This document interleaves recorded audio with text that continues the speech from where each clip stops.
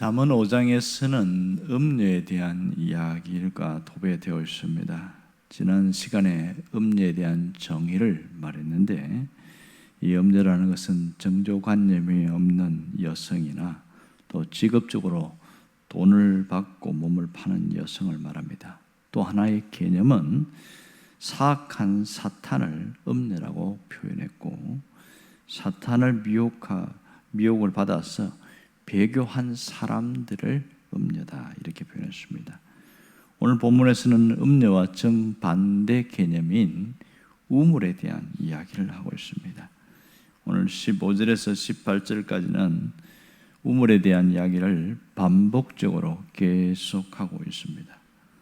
자, 이 우물이 우리나라에서는 지금은 희귀하지만 이스라엘에서는 우물이 상당히 인상적입니다. 옛날에 우리 시골에서도 보면 동네에 우물이 있었습니다. 그래서 그 우물을 귀하게 여기고 했는데, 새마을 사업하면서 다 수도로 바뀌고 이렇게 했죠. 그런데 이스라엘은 거의 황무지가 많기 때문에 구석구석에 보면 샘들이 흐르는 게 있습니다. 거기 보면 그 샘 주변에는 꼭 관목 같은 거, 나무들이 종종 자라기도 하고 그렇습니다. 그러니까 이 샘이라는 것은 그들에게 무슨 이미지를 주고 있냐면 축복이라는 것을 생각합니다. 그러니까 여기 나오는 우물이나 샘 자체는 바로 축복을 말합니다. 왜 이게 축복이냐면 너무 귀하니까 하나님의 복이다 생각합니다. 이스라엘에서 가장 유명한 샘이 있는데 그것은 기혼샘이라고 할 수 있습니다. 예루살렘 성 아래에 기혼샘이 흐르고 있습니다. 그곳이 바로 흘러가는 곳이 실로암입니다. 신약에 나오는 실로암 못은 기혼샘에서 흘러나오는 물입니다. 양이 굉장히 많아요. 예루살렘에 있는 그 많은 사람들을 다 먹여 살리기도 남을 만큼 엄청난 물이 흐르고 있습니다. 이스라엘에 종종 또 밖으로 나가면 황량한 속에서도 물이 있는데요. 거기 솟아나는 물은 아닙니다만은 그 우물들, 지금도 있는 우물이 있습니다. 그게 수가성의 우물, 야곱의 우물이라고 했죠. 야곱 시대부터 나왔던 우물이 지금도 가면 우물, 지금은 퍼내지는 않습니다. 거의 관광지로만 사용하고 있고요. 그러니까 우물은 굉장한 중요한 의미를 두고 있다는 걸 알 수 있겠지요. 그럼 여기서 말하는 우물은 무엇을 말하는가? 무엇을 의미하냐? 이 직접적인 의미는 자기 부인, 여성을 말합니다. 그러니까 좁은 의미의 우물은 아내를 이야기합니다.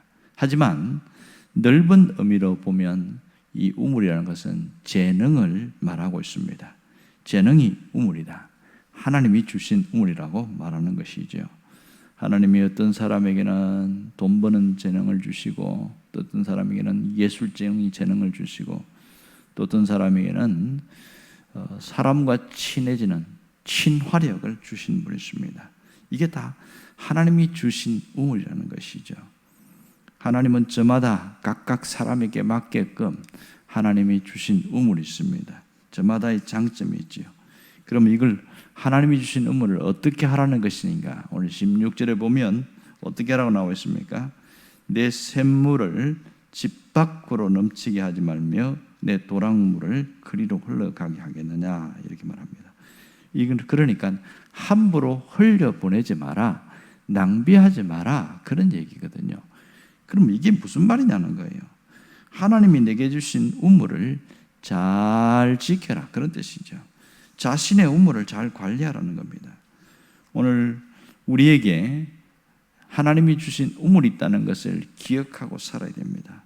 하나님이 주신 축복의 우물이 모든 사람에게 다 있습니다. 그 우물을 귀하게 여기고 끝까지 지키라는 것이 오늘 핵심입니다. 또 이 우물을 통해서 하나님을 드러내는 일에 사용하라는 겁니다. 그런데요, 사람들은 하나님이 내게 주신 우물이 있다는 것을 모르는 사람도 있고요. 알긴 알지만 그냥 허투루 함부로 낭비하는 사람들이 많습니다. 하나님이 내게 주신 우물이 얼마나 귀하고 소중한 일입니까? 하지만 그것도 사용 하고 소중하게 간직할 때 귀한 법이거든요. 우리 속담에 그런 얘기 있잖아요. 구슬이 서말이라도 꿰어야 보배다. 아무리 구슬이 좋고 이렇게 있어도 여기저기 흩어져 있는 것은 아무 의미가 없다는 것이죠. 하나로 꿰어놔야 참 보기 좋다. 드디어 그것이 보물처럼 보이는 거죠. 하나님이 내게 주신 우물도 마찬가지입니다. 자신에게 주신 그 우물을 발견하고 그것을 잘 지키는 자가 행복을 누린다, 이 얘기를 하고 있습니다. 특별히 하나님의 백성에게 주신 우물이 있는데 그것은 말씀의 우물입니다. 이사야 선지자는 이것을 구원의 우물이라고 그랬습니다. 이사야 12장 3절에 보면 이렇게만 나옵니다. 그러므로 너희가 기쁨으로 구원의 우물에서 물을 기르리로다, 그렇게 말합니다. 여기서 말하는 구원의 우물은 말씀의 우물을 말합니다. 왜냐하면 하나님의 백성들은 말씀을 먹고 말씀으로 살아가는 사람들이기 때문에 그렇습니다.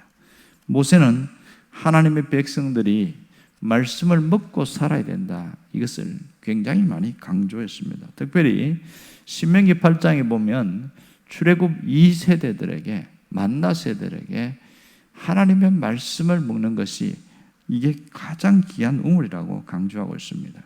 신명기 8장에 뭐라고 하냐면 하나님이 만나를 내게 먹이신 것은 사람이 떡으로만 살 것이 아니요 여호와의 입에서 나오는 모든 말씀으로 사는 줄을 내가 알게 하려 함이라. 그들은 만나를 먹으면서 사람은 하나님의 말씀으로 살아야 되는구나, 그걸 깨닫게 된다는 거죠. 그러니까 이 광야 세대에 있던 사람들은 깨달았습니다. 하지만 광야에서 죽었던 아버지 세대는 그걸 못 깨닫고 죽었다는 거예요. 그러니까 이 하나님의 말씀의 우물이 얼마나 귀한지를 깨닫는 게 너무 중요합니다. 하나님의 백성들은 하나님이 나에게 주신 이 말씀의 우물을 더 마시면서 살아야 됩니다. 그럴 때 진짜 행복한 사람이 되는 것이죠. 그런데요, 하나님이 주신 우물을 무가치하게 여기고 세상 철학이라든지 유행이라든지 성공이라든지 세상에 있는 것을 귀하게 여기고 그것을 따라가면 어떻게 되냐? 결국은 불행해진다. 결국은 비참해진다. 이게 하나님 말씀하시는 겁니다. 우선은 좋아 보이고 우선은 나를 모든 것을 보호해 줄 것처럼 보이지만 내가 붙들고 있는 그것이 사라질 때가 있다는 거예요. 없어질 때가 있다는 거예요. 그때 되면 내 삶이 여지없이 무너지고 불행에 빠진다는 겁니다. 그것을 미리 보여주는 것이죠. 어떤 목사님이 그런 얘기를 하더라고요. 여러분, 설교를 잘 듣는 재주, 이것이 최고의 재주입니다, 이렇게 이야기를 했어요. 이 설교를 잘 듣는 것도 우물이라는 거예요. 하나님이 내게 주신 우물이라는 겁니다. 여러분, 아무나 설교 잘 듣는 게 아니라는 거죠. 똑같은 말씀을 들었는데 어떤 사람은 언제 그런 얘기를 했냐고 그러는 분이 있는가 하면, 아니 이 중요한 얘기를 못 들었냐고 그런다는 거예요. 그러니까 하나님의 말씀을 잘 듣는 것, 이것이 내게 주신 우물이라고 이야기하는 겁니다. 저는 아주 충격을 받았어요. 그러니까 이사야 선지자가 말한 것처럼 말씀의 우물은 인정이 되고, 그렇지, 하나님의 말씀이 귀한 우물이지. 그런데 설교를 잘 듣는 게 우물이라는 것은 한 번도 생각해 본 적 없거든요. 근데 그분은 아주 말씀에서 깊은 맛을 느끼는 거, 아무나 하는 게 아니라는 거예요. 아무나 되는 것도 아니라는 겁니다. 그 말씀에서 신기하고 오묘한 맛을 느낄 때 내 영혼이 시원해지는 것, 이게 하나님이 내게 주신 우물이라고 이렇게 이야기합니다. 여러분, 세상 사람들은 답답하니까 뭘 하냐면 자기 삶이 안 풀리니까 술을 마십니다. 술을 마시는 이유는 내가 답답해서 그렇거든요. 그러니까 맨정신으로는 내가 견딜 수 없으니까 술을 마셔서 이 괴로움을 잊어버리고 싶어 하는 그런 마음 때문에 그렇습니다. 그러면서 술을 마시면 이제 혀가 꼬이면서 술술술 풀리지요. 그러니까 이번에 수련회 갔더니 그분이 어떤 한 분이 그러더라고요. 성령 충만과 술은 닮은 게 너무 많다, 그런 얘기합니다. 그런 얘기를 하면서 술술술 잘 풀리는 것 같다. 그런데 성령 충만과 술은 결과가 너무 다르다. 그런 얘기를 하는 거예요. 술을 먹고 나서 아침에 깨면 머리가 깨질 듯이 아프고 막 속이 아픈데 성령 충만하면 완전히 다르다는 거예요. 아주 개운하다는 겁니다. 그런 얘기를 하는데, 자, 하나님이 내게 주신 그 우물, 이 말씀에서 깊은 맛을 느끼는 사람 아무나 되는 게 아니라는 겁니다. 여러분, 특별히 하나님의 백성들은 구원의 샘물, 말씀의 샘물을 통해서 이 깊은 맛을 누릴 수 있어야 됩니다. 설교를 들으면서 말씀의 비밀을 캐낼 때에 그 깨닫는 희열 아무나 주는 게 아니라는 거죠. 그 사람은 굉장히 큰 기쁨이 있습니다. 잘 듣는 것이 우물이라는 거예요. 오늘 16절에서 무슨 얘기합니까? 이걸 하찮게 여기지 말라는 거예요. 그러니까 우물을 흘려보내지 마라, 낭비하지 말라, 이 얘기를 하고 있습니다. 말씀을 잘 붙들어야 됩니다. 소중히 여겨야 됩니다. 자기 것으로 만들 때 비로소 달라지게 되는 겁니다. 그는 어떤 분은 우물에 오물이 끼지 말게 해라. 세상 것이 들어와서 내 영혼을 더럽히는 일이 되지 않게 하라는 겁니다. 그러니까 내 영혼에 말씀의 샘이 흘러서 계속 흐르게 하라는 거예요.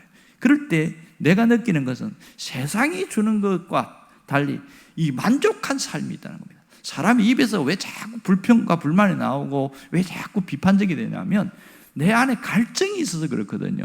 내 안에 뭔가가 만족하지 못해서 자꾸 불만되거든요. 근데 배부르는 아이들은요, 절대로 막 음식 타령하지 않습니다. 음식이 왜 이러냐? 왜? 배가 부른데 무슨 관심이 있어요? 그런 것처럼 말씀의 우물에서 이렇게 깊은 맛을 누리는 사람은요, 불평이 없어지기 시작해요. 이게 특징이에요. 불만이 사라지기 시작합니다. 그리고 사람이 너그러워져요. 원래는 좁쌀만한 그런 성격을 갖고 있고 마음도 막 아주 저 마음 갖고 어떻게 사나 이러는데 갑자기 말씀이 들어오면서 확 누리니까 사람이 달라지는 거예요. 그렇게 하니까 사람이 관대해지는 거예요. 너그러워지는 거예요. 저 인간 왜 저래? 그랬던 사람이 살다 보면 그럴 수도 있지. 절대 그런 말 할 사람이 아닌데 사람이 바뀝니다. 여러분, 우리는 무엇으로 바뀐 줄 아세요? 하나님의 말씀이 내 안에 들어올 때에 내가 달라지는 거예요.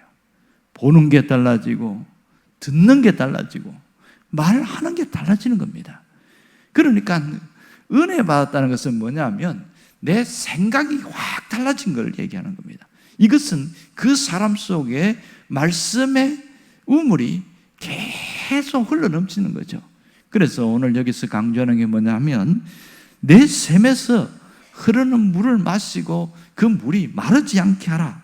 그럴 때에 누가 행복한 줄 아세요? 내가 행복해요. 신앙생활하면서 이런 행복을 누리지 못하면 항상 이 끝자락에서, 신앙의 끝자락에서, 가장자리에서 맴돌고 있고 진짜를 맛보지 못하는 것이죠. 가장 중요한 것은 예수 믿으면서 누리는 행복을 느낄 줄 알아야 됩니다. 그 행복을 누리는 사람은 오늘 행복하면 내일도 행복한 것이죠. 오늘 행복함이 그걸 단순히 느낌으로 끝나는 것이 아니고 그것이 내 안에서 꽃을 피우고 열매를 맺게 되어집니다. 그래서 사람이 달라졌는데 성품이 달라져요. 인격이 달라져요. 그렇게 사람이 변합니다. 무엇이 바꿔놓습니까? 말씀의 우물에서 그 샘을 길러내고 그것을 잘 지키는 사람이 이렇게 달라지는 겁니다. 오늘 하나님이 내게 주신 우물을 끝까지 붙들고 나갈 수 있기를 바랍니다. 기도하겠습니다.